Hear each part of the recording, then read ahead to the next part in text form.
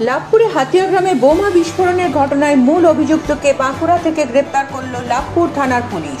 21 June বীরভূমের লাভপুরের হাতিয়া গ্রামের দুই নকল সোনার কয়েন ব্যবসায়ী শেখ মহিউদ্দিন ও শেখ মনিরুল গোষ্ঠীর মধ্যে সংঘর্ষ হয়।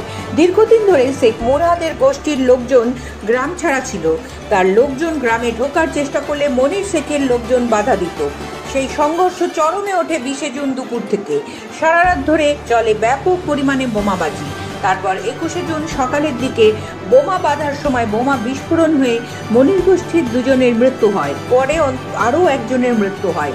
পুলিশ তদন্তে নেমে আগেই 8 জনকে গ্রেপ্তার করে। ওই ঘটনায় মূল অভিযুক্ত শেখ মহিউদ্দিন মুরাদ শেখকে বাঁকুড়া থেকে গ্রেপ্তার করে লাভপুর থানার পুলিশ। পুলিশ সূত্রে জানা যায়, ঘটনার পর থেকে গা ঢাকা দিয়ে বিভিন্ন জায়গায় পালিয়ে বেড়াচ্ছিল। পুলিশ গোপন সূত্রে খবর পেয়ে আজ অর্থাৎ মঙ্গলবার ভোররাতে বাঁকুড়ার ইন্দাস থেকে মূল অভিযুক্ত শেখ মহিউদ্দিন মুরাদ শেখকে গ্রেপ্তার করে। আজ তাকে বোলপুর মহকুমা আদালতে তোলা হয়। পুলিশের তরফে 10 দিনের পুলিশ হেফাজতে নেওয়ার জন্য আবেদন জানানো হবে।